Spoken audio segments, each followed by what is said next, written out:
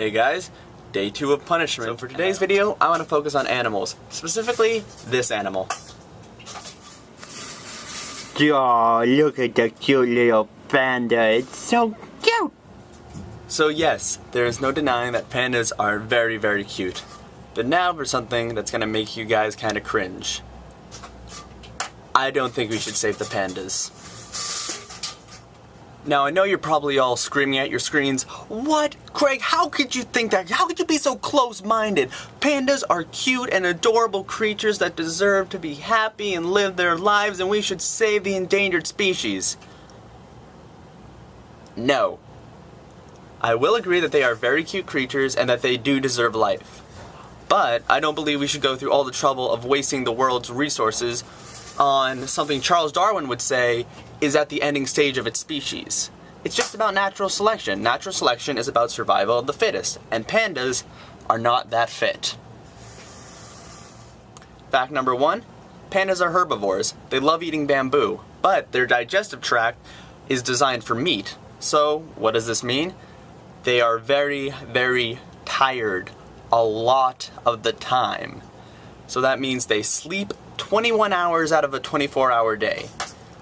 And their mating cycle happens 3 days out of the year. Only days the female can conceive. So out of those 3 days, the panda is sleeping for 21 hours. That's a 9-hour window for pandas to conceive a child and prolong the species. Ha!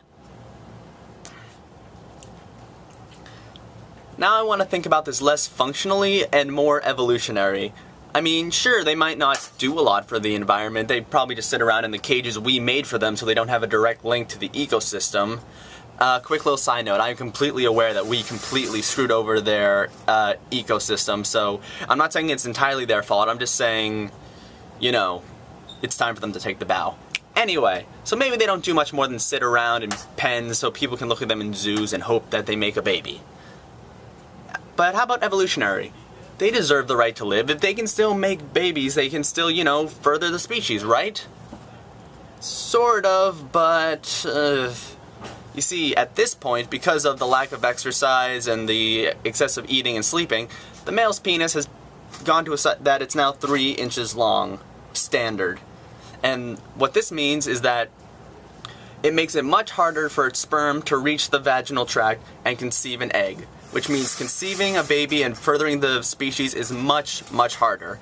Basically, if humans weren't around to put these guys in cages and give them Viagra and artificially inseminate them, they would just die out on their own.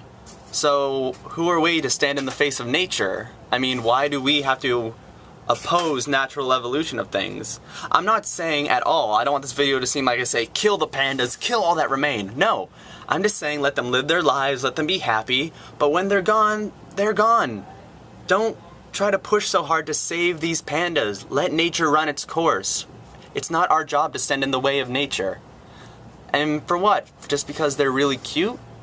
I mean, I know it's weird that there's not going to be a world without pandas someday, but there's also going to be a world without humans someday. We just have to let nature take its course.